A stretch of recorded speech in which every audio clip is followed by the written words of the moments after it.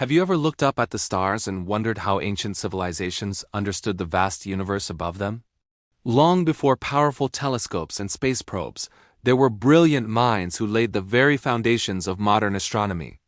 Today, we're journeying back to the Islamic Golden Age to uncover the story of a man whose work echoed through the halls of European universities for centuries, a man known in the West as Alfraganus. But his real name was Ahmad ibn Muhammad al-Farghani. So who was this remarkable figure? Al-Farghani was born around the year 800 CE in Farghana, a region nestled in what is now modern-day Uzbekistan in Central Asia. He lived during an extraordinary period of history, the Islamic Golden Age. This was a time when science, culture, and intellectual curiosity flourished, particularly under the patronage of visionary rulers. And the heart of this intellectual explosion was the magnificent city of Baghdad. Imagine a city bustling with scholars, translators, and scientists from all corners of the known world. This was the Baghdad of the 9th century, and at its center was the legendary House of Wisdom, or Bayt al-Hikmah. This wasn't just a library. It was the greatest scientific academy of its time, a place where the knowledge of the ancient world was preserved, translated, and most importantly, expanded upon. It was here, during the reign of Caliph al-Man, that al-Farghani found his calling. Al-Man was a ruler with a deep passion for knowledge, and he gathered the brightest minds to work at the House of Wisdom. Al-Farghani was among this elite group of scholars. He wasn't just a one-trick pony. His expertise spanned multiple fields. He was a brilliant astronomer, a gifted mathematician, and a skilled engineer. This unique combination of talents allowed him to not only theorize about the cosmos, but also to build the very instruments needed to observe it. He was a true polymath, a man whose curiosity knew no bounds. At the House of Wisdom, al-Farghani dedicated himself to studying the heavens. His primary focus was astronomy, the science of celestial objects and phenomena.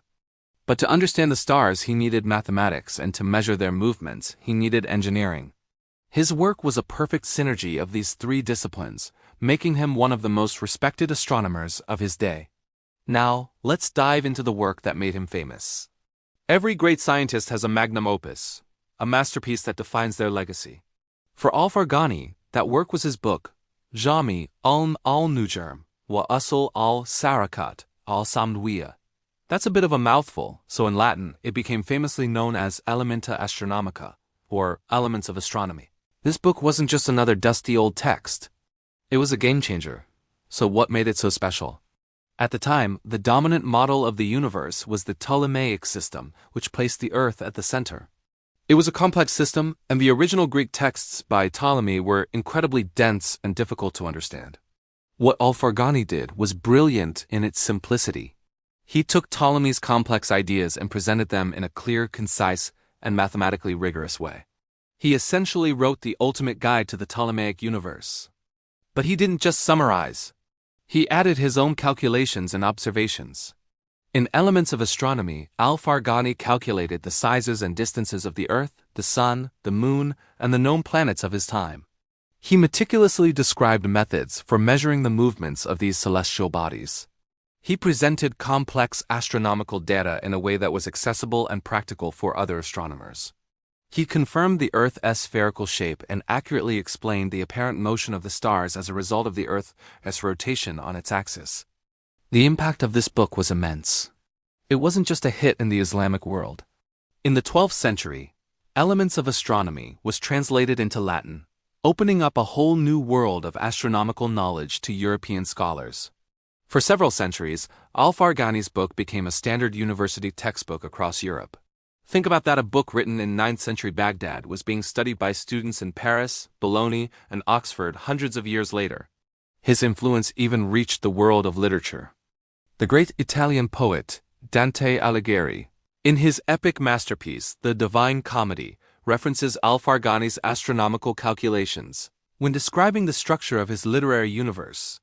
When Dante describes the heavens, he's relying on the science popularized by Alfraganus. That's how widespread and respected al-Farghani's work had become. He wasn't just a scientist's scientist. His ideas permeated the very culture of the late Middle Ages and the Renaissance. While al-Farghani's name is etched in the history of astronomy, his talents extended far beyond the stars. He was also a top-tier engineer, particularly in the field of hydraulics. This practical side of his genius took him to another great center of the ancient world, Egypt. Around the year 861, under the patronage of Caliph al-Mutawakkil, al-Farghani was summoned to oversee a major engineering project. His mission? To apply his scientific mind to the lifeblood of Egypt, the Nile River. His most famous engineering achievement in Egypt was the construction of the Nilometer on Rada Island in Cairo. What is a Nilometer? It's a structure designed to measure the clarity and, most importantly, the water level of the Nile during its annual flood season.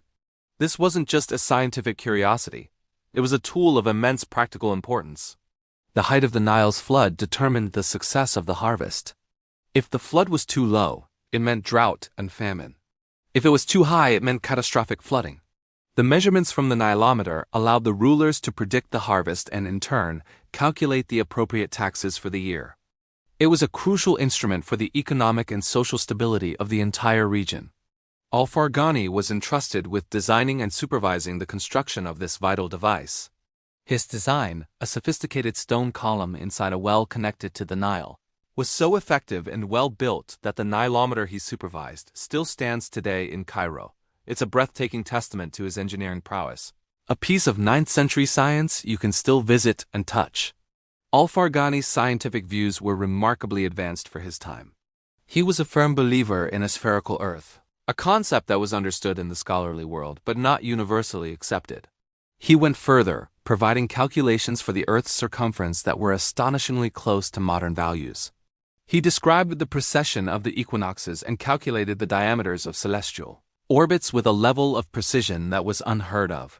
His meticulous calculations and data-driven approach had a long-lasting impact.